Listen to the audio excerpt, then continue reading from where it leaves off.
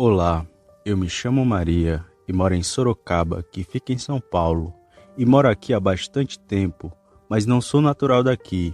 Eu venho do Ceará.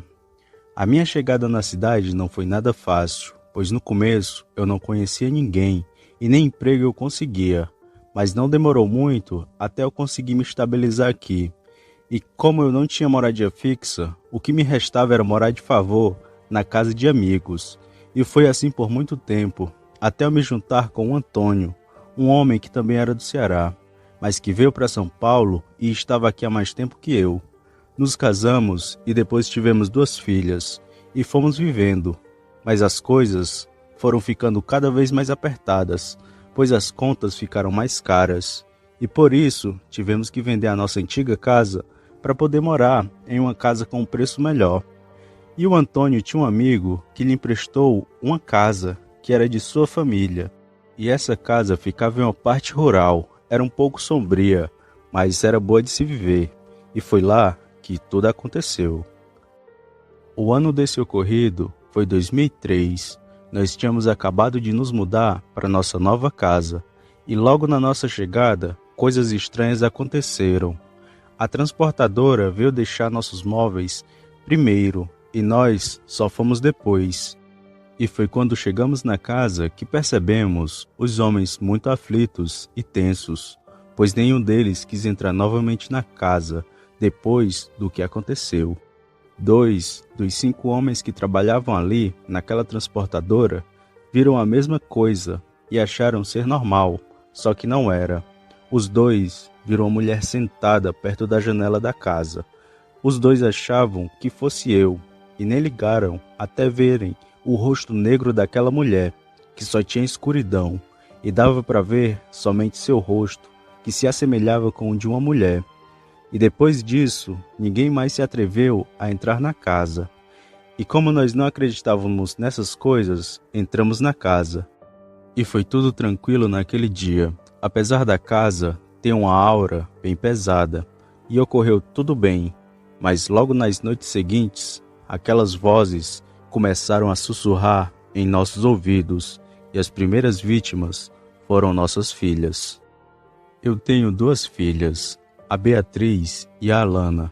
Hoje elas são adultas, mas na época a Beatriz tinha 5 anos e a Alana 8. Elas eram muito estudiosas e filhas exemplares, e tinham sempre o hábito de me contarem tudo o que acontecia. E numa manhã comum, as 2 falaram uma coisa que me deixou de cabelo em pé. Primeiro foi a Beatriz. Ela disse que estava dormindo mal naquela casa, porque um homem não parava de falar as coisas em seu ouvido, de noite. Daí já me deu medo, pois de homem em nossa casa só tinha meu marido, e ninguém mais. Depois que minha filha falou isso, a Alana foi e falou. Eu escutei o que ele disse. Ele pediu para eu pegar uma faca. Depois que escutei elas falarem tudo aquilo, meu desespero foi total. Mas tentei manter minha calma para não deixar elas com medo, pois para elas, quem disse tudo aquilo foi alguém, só que não era. No mesmo dia contei tudo ao Antônio, que não acreditou naquilo e achou que fosse ladrão que tinha invadido a casa, porque ele acreditava que quem morreu não ficava na terra causando mal aos vivos. E ele passou aquele dia reforçando as trancas e trocando as telhas da casa, pois ele estava convicto de que aquilo tudo foi causado por alguém, e que para ele aquelas coisas não existiam. E o tempo foi passando, e eu e meu marido já estávamos trabalhando, e tínhamos contratado uma babá para ficar com as meninas somente no período da tarde, pois de manhã elas estudavam. E depois que contratamos essa babá, as coisas ficaram mais sombrias. Primeiro foram os desenhos estranhos que a Beatriz fazia, onde tinha nossa família e sempre junto tinha uma sombra escura, sempre ao lado da gente. Depois foram os vultos que a pobre babá via pelos corredores da casa. Ela disse que eram vultos diferentes, um grande como se fosse de um homem e um menor de altura mediana. E eles sempre apareciam de relance e parecia estarem sempre observando nós. E juntava isso e aos sussurros que minhas filhas ouviam, eu estava vivendo praticamente um pesadelo na vida real. Porém, como não tínhamos para onde ir, nós ficamos ali com tudo aquilo, até o pior acontecer. Era uma noite de segunda. Eu e meu marido fomos dormir normalmente, como qualquer outro dia, e foi tudo normal até aí, até eu me acordar de madrugada e começar a ouvir sussurros baixos bem do lado do meu ouvido. E eu achava ser o Antônio falando comigo, e nem liguei de início, mas aquilo não parava e falava coisas aleatoriamente. Foi então que eu, irritada, me virei e mandei meu marido parar. Só que o Antônio não estava ali no quarto, e olhei em volta e eu estava só. Só que depois disso, eu percebi que tinha algo que parecia estar baixado na cabeceira da cama, algo negro. E foi aí que meu desespero foi total. Me enrolei com os panos e fiquei ali rezando. E depois de um tempo tomei coragem e fui ligar a luz. Só que aquela sombra não estava mais ali. Foi então que fui ligando tudo quanto era de luz no corredor da sala, para eu procurar o meu marido, que não estava no quarto. Foi então que fui ver lá fora, e lá na sacada da casa, vi meu marido colocando o punho da rede em seu pescoço, mas que não estava conseguindo fazer tal feito, que seria tirar sua própria vida. Na hora em que vi aquilo, gritei de desespero, mas ele nem olhou para mim, parecia estar em transe. Eu então saí da casa e puxei a rede do seu pescoço, e com isso caímos no chão. E foi só depois disso que ele tomou consciência e olhou para mim e perguntou: "O que a gente está fazendo aqui?"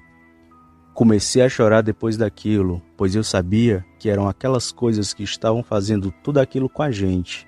E se não fosse por eu ter me acordado naquela noite, talvez o pior tivesse acontecido. Depois que me acalmei, contei tudo ao meu marido. Contei dos vultos, contei dos desenhos da Beatriz, contei da babá e contei de mim, além de dizer do que ele estava prestes a fazer. Meu marido, bem sério, me olhou e disse: "Faz um tempo que eu estava com vontade de comprar um revólver para me defender, caso bandidos aparecessem. Era uma vontade tão grande que eu quase comprei.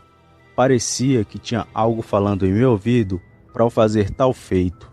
E agora eu sei que essas coisas existem, pois aquilo queria que eu me matasse." Depois daquilo, fomos para o quarto de nossas filhas e não dormimos aquela noite.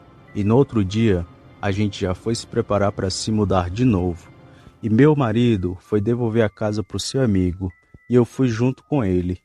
Foi então que o amigo de meu marido estranhou e achou que ele estivesse insatisfeito com a amizade. Mas meu marido explicou tudo a ele, dos vultos, das vozes e do ocorrido na noite anterior. Foi então que o amigo do meu marido olhou pra gente e contou uma história que, até hoje, lembro dela. Ele disse que a casa era de um parente antigo de seu pai, um homem que tinha um filho e esposa, e ele era um homem muito autoritário, não deixava a mulher sair de casa por nada, e era muito ruim, e além do mais, fazia magia negra. Até que um dia, ele descobriu a infidelidade de sua esposa através de cartas trocadas com um amigo dele. E ele, para defender sua honra, matou a esposa, o filho e o amante de sua mulher. Depois ele foi para o mato e se matou. E desde então abafaram o caso e pouca gente soube do ocorrido.